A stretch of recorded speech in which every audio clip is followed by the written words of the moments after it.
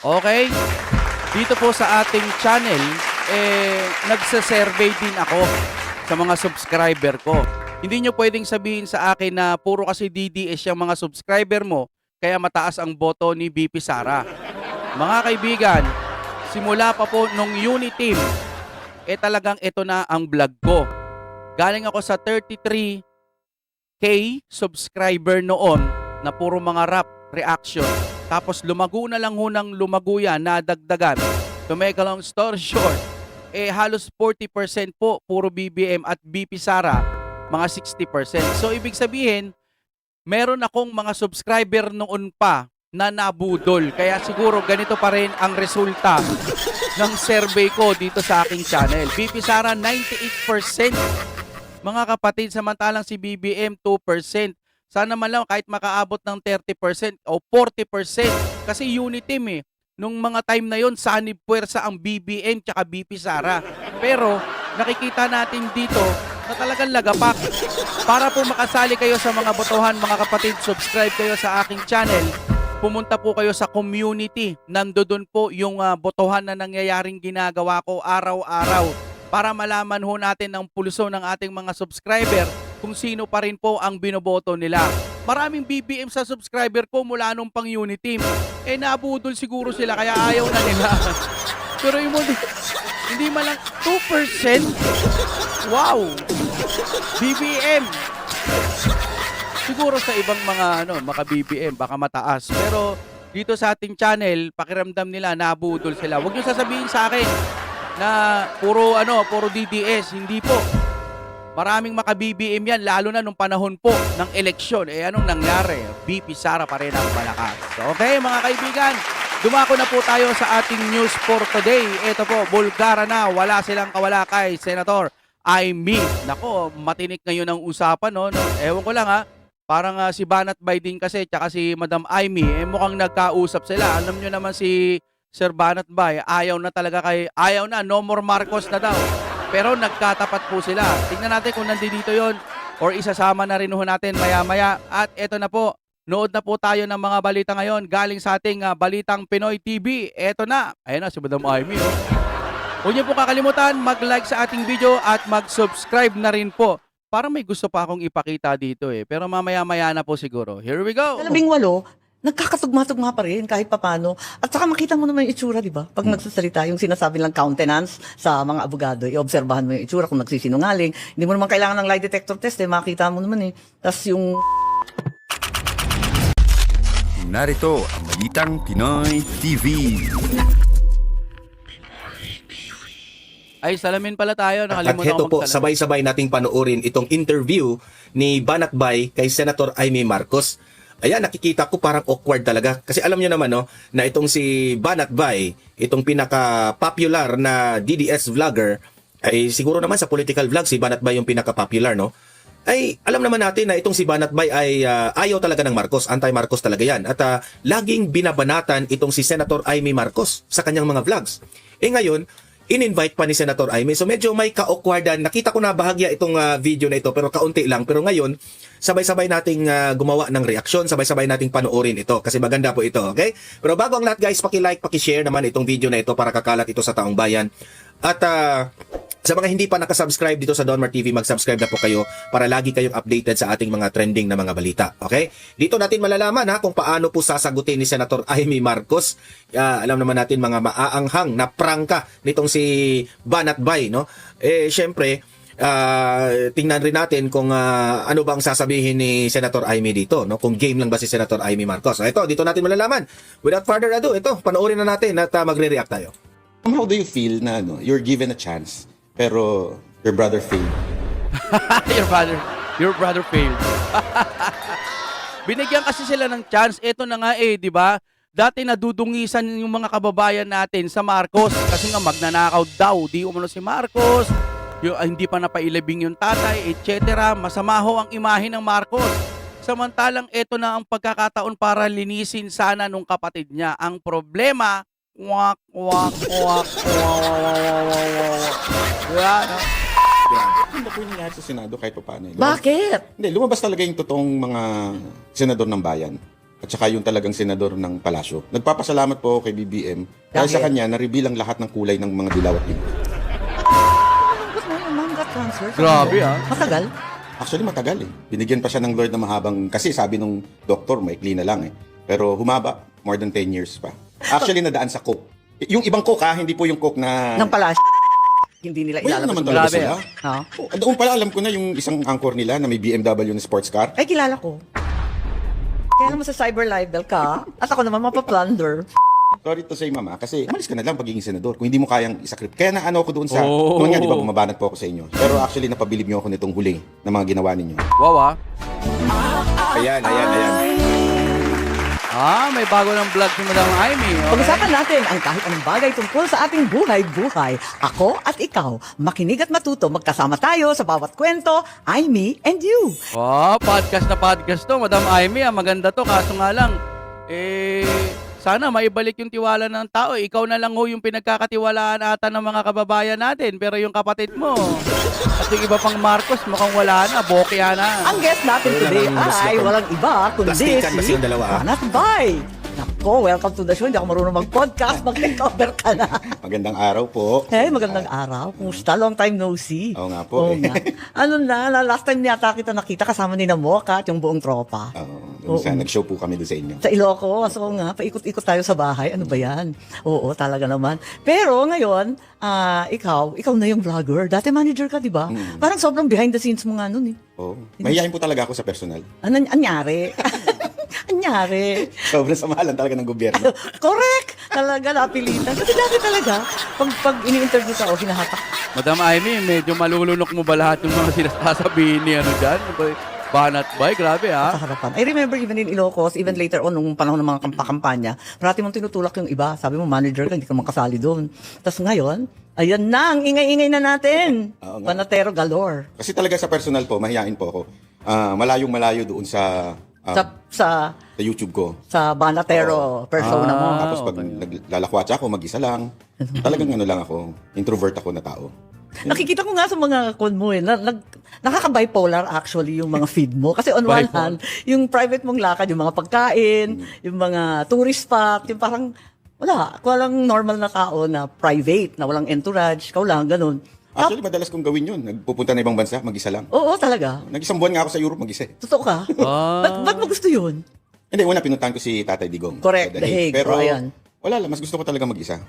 Oo, ako actually, hindi din ako mahilig ng entourage kasi parang buong buhay ko marami. Uy, pero maganda yung ganun ha, yung maglalakbay ka mag-isa. Kasi makakapag-isip-isip ka eh, no? Parang maisip mo yung mga bagay na gusto mo pang pangarap, ganyan. Sumusunod sa akin. Nakakapraning na. So actually, nung nag-aaral ako sa abroad, tunto ako na mag-isa. Memorize ko lahat ng tren, lahat ng bus. Hindi ako marunong mag-drive, bulag eh. So, ganun. Enjoy din mag-isa, di ba? Kasi kung saan mo gusto pumunta ka doon. Hindi ka nag-i-in time na nakakarami ka ng lugar eh. Tsaka hindi hawak yung schedule mo. Yun nga, At least ikaw ang nagdi-decide kung saan kakakain, saan Tama. pupunta. Oo, Yes, tapos yes. hindi mo type na lumipat pa, tambay ka muna doon sa lugar na yun kung nagandahan ka, whatever. 1 month Hindi ko puputulin to ha, kasi malay mo may mga maisisingit kasi si Banat Bay. sa Europe, mag-isa.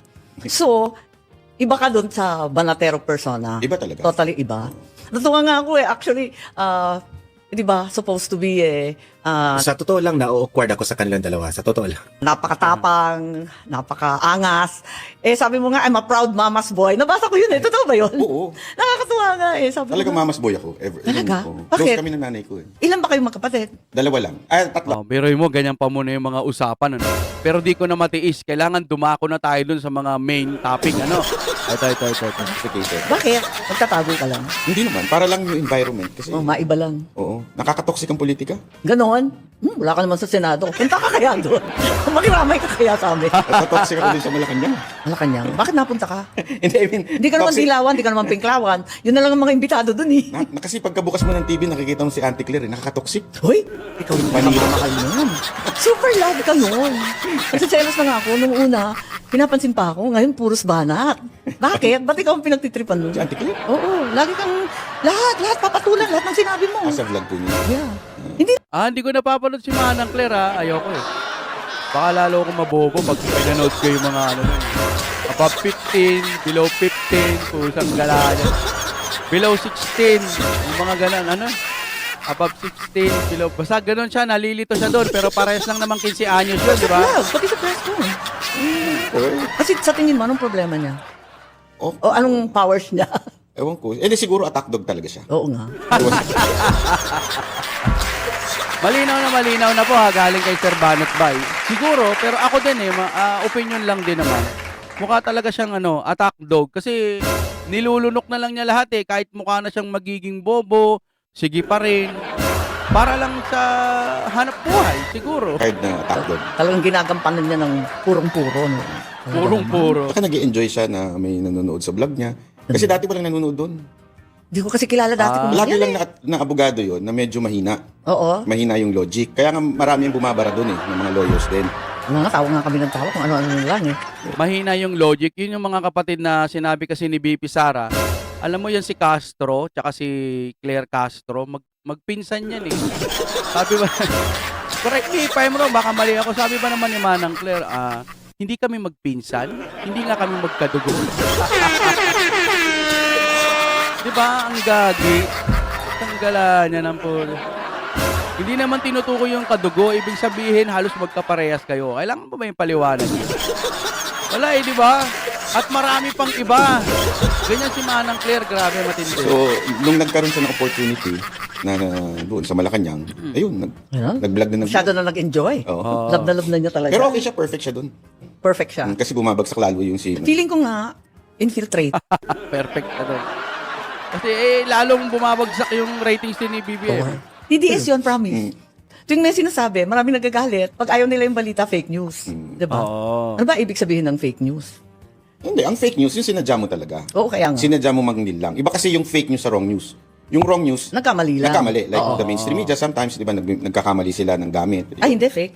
Oo. Ayaw ko pumayag. Talaga, tigas ng ulo. Ayaw pumayag talaga eh. Oh, sila kasi, ngayon, talaga nananadya na ang mainstream. Di ba nagalit sila kasi sinabi mo na Bayaran hanggat may utos, palibasa bayaran, hindi nila Wala ilalabas naman yung talaga balita. sila. Ha? Oh, doon pala alam ko na yung isang anchor nila na may BMW na sports car. Hindi ko na nababanggitin kung sino. BMW na may sports car. Sino yon? Tingnan nga natin i-search ko sa Google AI kasi matalino yun. Ay grabe, ito sinearch ko na mga kapatid. Sabi ng ganun, no? Google AI ang nagsabi nito, Sasabihin ko ba? Hindi kasi nila sinabi.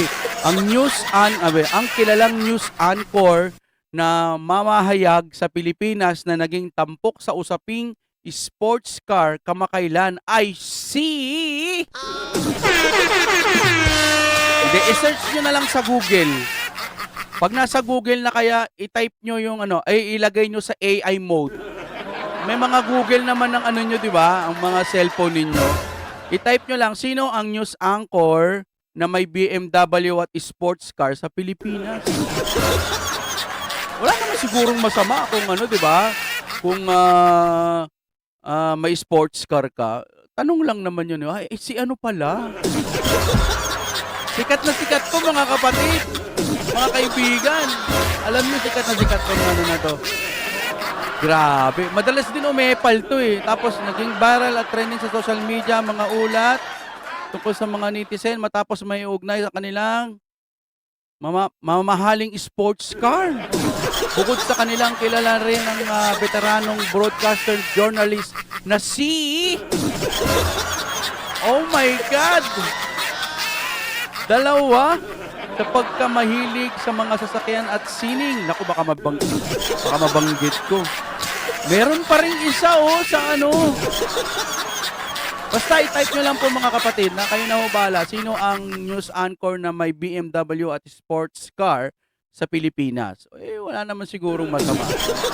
Okay, i-play na ho natin. Grabe grabe Ang yayaman pwede bang makuha yun sa pagiging news anchor? Baka naman, nag-iipon. Pero alam ko na noon pa kasi binanggit ng Marines. Oo. Nung binanggit ng Matik Marines, na. matik na ba? Ay, grabe. Ano masasabi mo sa Marines? Yung 18 Marines. Ako, pumunta sila sa Senate. Ako sa kanila. Ano sila? Credible para sa akin yung talaga sinasabi nila. Kasi na-interview namin sila personal. Doon nga ako nagkakaso Kinasuhan ako ni Trillanes dahil in-interview ko siya. Ay, oo Yeah. nga. So, Kinasuhan ni Trillanes si Banat Bay kasi in-interview ang 18 Marines. Ano na naman ang kinalaman nun? Ng teteng Tagal talaga. ka rin noon, isa ka pa. Nakailang kaso na sa akin yun. Talaga? Hindi na nagsawa, talo naman lagi. Ganun. Ah, Hindi marunong, ewan ko hindi marunong abogado niyo pag binasa niyo po. Parang nangi-istorbo lang talaga. Mantakin niyo, kasuhan niya si Boss Dada, yung isa ng Correct. samahan. Oo, yeah. Nawala Oo. naman dun sa Oo, interview. he wasn't in the interview, di ba? Hindi naman siya kasali noon eh. Wala lang. Nung time na Hindi yun? ko nga alam kung bagong graduate ba yung mga abogado nito. Ano talaga? Mga parang nangi-istorbo lang. DDS din yun. Inside job. Ganun din, daming DDS nagkalat. Maraming Pero- secret DDS ha. In fairness Aminin. dun sa, yung sa, sa mga Marines, pag in-interview mo talaga sila, alam nila lahat. Tama. At saka kahit paikot-ikutin mo yung Oo, tanong, oo, Yung pa rin. same pa rin yung sagot nila. Tama. Tsaka yung mga 18 Marines, wala silang script. Kung meron man mabasahin, mga minor lang. O yung parang medyo baka makalimutan. Yung mga number or address, ewan ko, parang kayang-kaya pa rin nila, di ba? Kapag tinanong mo, kahit paikot-ikutin mo yung tanong, yun talaga yung sagot. Kasi ganun talaga ang katotohanan. Kahit paikot-ikutin mo pa yan, matatandaan mo sa iyong sarili. Kasi nga, nangyari. Kaysa doon po sa mga taga-kabila, kung anong mga pinagbibintang po nila, minsan nagkakanda buhol-buhol na sila, hindi na tumutugma. At saka ang dami nila. Sa 18, nagkakatugma-tugma pa rin kahit paano. Oo. At saka makita mo naman yung itsura, di ba? Pag nagsasalita, yung sinasabi lang countenance sa mga abogado, i-obserbahan mo yung itsura kung nagsisinungaling. Hindi mo naman kailangan ng lie detector test, makita mo naman eh. Tapos yung ang awa ko, tapos nung galit na galit sila, nung sinabi na bayaran sila, na tigpa 5 million daw binigay sa kanila, they were so offended, di ba? Kasi tinataya nga nila yung buhay nila and everything. Pagkatapos sasabihin na binayaran silang lahat. Tapos kinento nga nila yung mga buhay nila na 5 million, grabe, no? Mayayanig ka talaga doon, lalo na kung trabaho mo lang, magkano lang sweldo mo, no? Yayanigin ka na, babaliktad ka talaga. Pero kung may paninindigan ka sa sarili mo, hindi mo kailangan nun. ayun nga, nagkasakit na nga yung magulang, yung anak. Tapos, nung araw na pumunta sila sa Senado, yung isa sa kanila, namatayan pa ng kapatid. Kasi wala siyang pang-opera. Ano ba yan? Tsaka nung tinanong ko po sila regarding do sa kaso ko, kasi kinasuhan ako ni Saldi ko 4 na kaso. Oo, Kabisado nila kung sino yung mga abogado, kung sino yung nagkaso sa akin. Correct. So alam nila kilala rin nila yung mga so personality. alam nila yung details ng kaso ko. That's right. Without me telling them. So alam mo talaga may alam sila. Tama. Tapos yung karagdagan pa, di ba may 3 pang lumitaw? Marami pa sana yun eh. Kaya lang gulo-gulo nun eh. Yung sumunod na Blue Ribbon sana, pero hindi kami nakapunta kasi sinarhan yung gate, tapos Grabe. dinito-dito kami lahat. Ikot ako ng ikot sa EDSA noon, kasama rin ng Senator Robin, sina Senator Marcoleta, yung pala hindi itutuloy. Meron pa marami pa sila eh. Gusto talaga lumitaw at magsabi ng totoo. Tapos sabi nila, may mga detalye daw na hindi Ops, wag natin malampasin yun. Meron pa daw, marami pa eh. So ibig sabihin, marami pang gustong lumitaw doon sa katotohanan. Itong administrasyon na to, kung sasabihin mong BBM ka pa rin, tangina ang kupal mo. nakakatugma, nakakaiba. Alam mo, mas lalong for me, reinforcing na totoo yun eh. Dahil hindi naman pare-pareho yung pag-unawa mo eh, di ba? And the fact na may mga small details that differ, Yun. kita mo na hindi aral, hindi ensayado, hindi script. Pero actually, ang nagbabago, yung media. Yes! Halimbawa, yung paglabas Oo. Yung media kasi minsan iba na yung interpretasyon nila, iba na yung pagbabalita nila. May ganon. Yung mga bias ng picture ni Kiko Pangilinan na sinabi may maleta, tapos Wala binawi naman daw. sinabi eh. Wala naman sinabi yung In mga the first place. lumabas lang yung picture kasi pinapakita yung mga empleyado. Correct, Oo, doon oo. kay Saldi, doon sa hangar. sa Oo. helicopter niya. Walang sinabi, pero Walang- sinabi ng media, Na may maleta. may maleta. Oo. Tapos biglang binawi daw. So it's really the media. Alam mo, halatang-halatang may PR sila eh. Kasi Well, may super. may director eh. Uy, at- Alam nyo, kasi ako din, may mga naririnig na din ako ng ganyan eh. Yung mga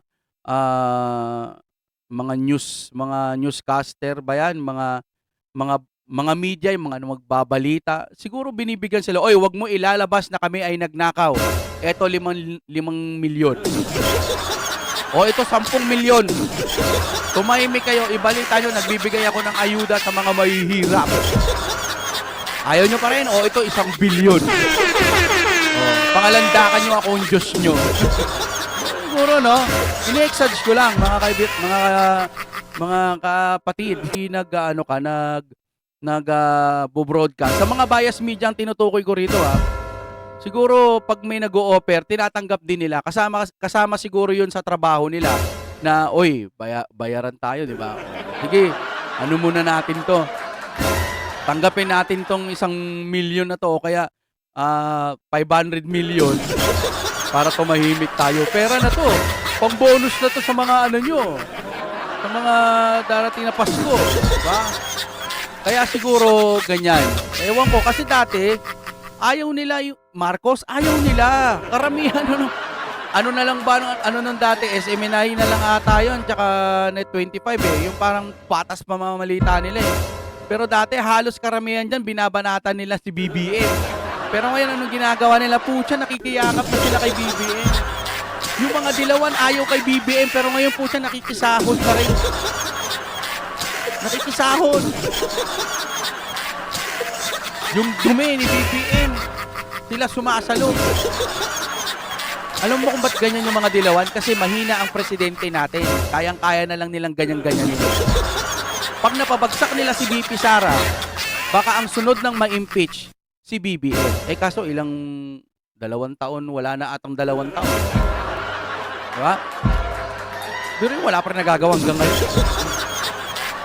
May nagawa, akala mo sobrang achievement na. Yun na lang lagi babalita. Tuloy tayo. Hindi lang mainstream ha. Pag nakita mo yung mga trolls online ha. Pare-pareho yung sinasabi, di ba? Paulit-ulit. Kahit wala ng connection, yung pa rin ng sentence na lumilitaw. Oh, kasi nga ano sila meron kasing ganon, boosting ang tawag doon, no?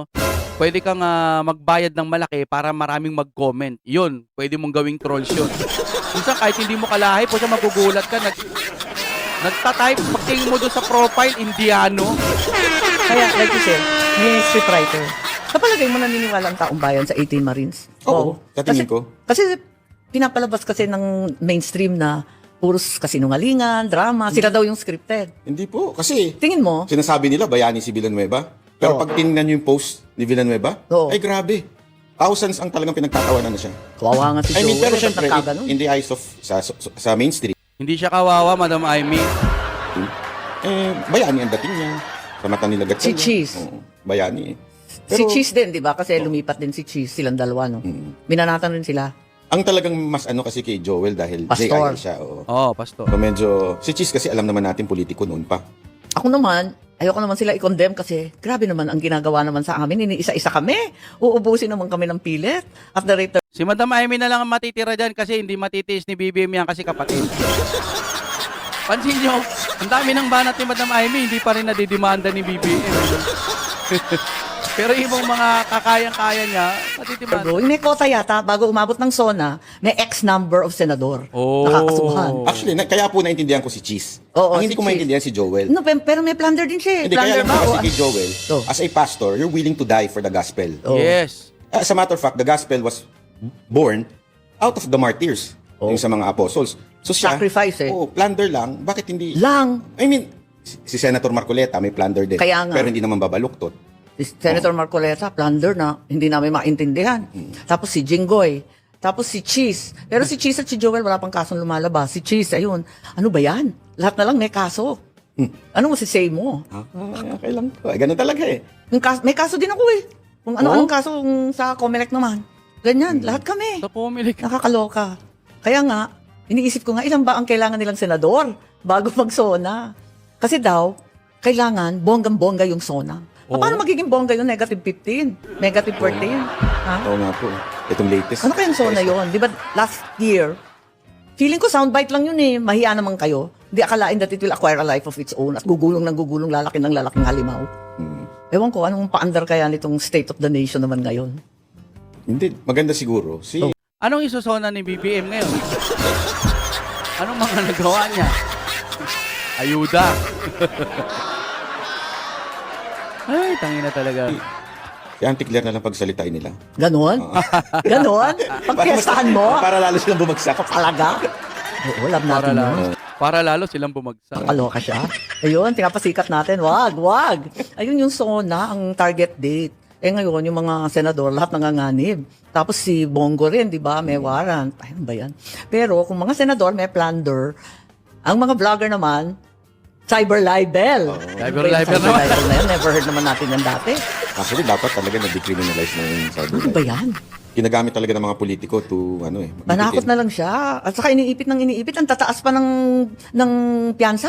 Kataas-taas ang lalaki ha, sa Sa probinsya. simula pa lang po, sa abogado pa lang. Abogado to begin Ubus with. na pera mo. Kasi Oo, wipe hindi out naman ka. gumagalaw ang abogado ng walang O syempre, may anda lahat yan, no? Per hour pa, yung iba. Eh, yung mga vlogger, as if naman lahat bilyonaryo. Hindi naman lahat banat, eh. Hindi naman. No, it's so expensive, ha? It's not a joke, Oo, di ba? oo. So, sa palagay mo, Jason Sa, nakailang vlogger na ba tayo na may kaso? Madami na po. Ang dami na eh. May taga Cebu. Lalo O yung mga Cebuano. Lalo na yung pinatawag, di ba? Yung, buong Banateros po. The Banateros. Lahat kami may kaso. Sina Trixie ba may kaso? Yung iba, di ba? Tapos sina Joey, yung mga yun, di ba? Ayun, sila Ma'am Trixie din. Si Attorney Trixie wala po. Siya, Siguro pero yung alam grupo nilang may niya, abogado sila. Oh, may abogado siya. libre. Siya na mismo. Yun, hindi siya mapapahirapan. Pero yung tropa niya, may iba dun, may kaso din. Ang gulo, no? Paano ba yan? Ano ba ibig sabihin pag puro sa cyber libel? Maraming hindi dapat sabihin, ganun ba yun?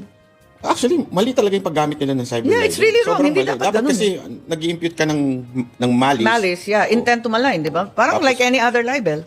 Wala namang malice sa mga sinasabi na... kasi yung vlogger, nagre-react lang naman. Oo, correct. Unless you invented the fake news. It's a different Oo, thing. oo. It's not cyber libel. And then it's, mahirap yun kapag politiko or public person. Di ba? Parang free for all yan Kasi public person ka Tsaka ilang beses na po sinabi ng Supreme Court yan, dapat Ayan. hindi onion skin. Yeah, that's right. Oh, kasi yung iba kasi diyan kapag binanatan ng binanatan, parang umiiyak na sila. 'Di ba? Dapat ano kayo, nasa public kayo, nagtatrabaho Dapat matibay yung damdamin mo sa mga ganyan. Uunahin mo pa ba magdemanda kaysa magtrabaho ka sa gobyerno? Ang tanging paraan para mapatunayan mong hindi ka masamang tao, magtrabaho ka ng maayos ng tapat sa gobyernong ginagalawan mo. Ganun lang naman yun. Ang hirap kasi sa mga iba, kapag binanatan sila ng binanatan, lalo na real talk, aba po siya, didemanda ka na lang. Para tumahimik ka. Okay ba, tatapalan yung bibig ng pera, mga ganun. Tahimik na. Diba? Naku, ewan ko dito sa ating Pilipinas kung mahal, sa totoo lang. Sinasabi nila ang hirap mong mahalin Pilipinas, pero ang totoo, mahirap unawain, sabagay, madali lang naman din intindihin yung mga nagtatrabaho sa gobyerno na magnanakaw. Yun. Yung Pilipinas, hindi mahirap mahalin. Mahal natin yan. Ang problema, yung mga nakapaligid, yung mga nagtatrabaho hindi tapat sa Pilipinas. Yan po talagang nagpapabagsak, nagpapahirap sa ating mga mamamayang Pilipino. Tag-ulan na naman po. Eto na naman ang muling paalala. Siguro nandito na lamang tayo, no? Maraming salamat po sa lahat ng mga nanonood sa atin, no, mga kapatid. Lagi po tayong tuwing alas 8 ng umaga at 3:30 PM ng hapon, meron po tayong sariling survey sa ating mga subscriber kung sino po ang papanigan nila. Maaring may mga tanong doon na napapanahon, maaring may mga tanong doon na talagang real talk, no? Abangan nyo po yun at syempre huwag nyo po kalimutan mag-like sa ating video.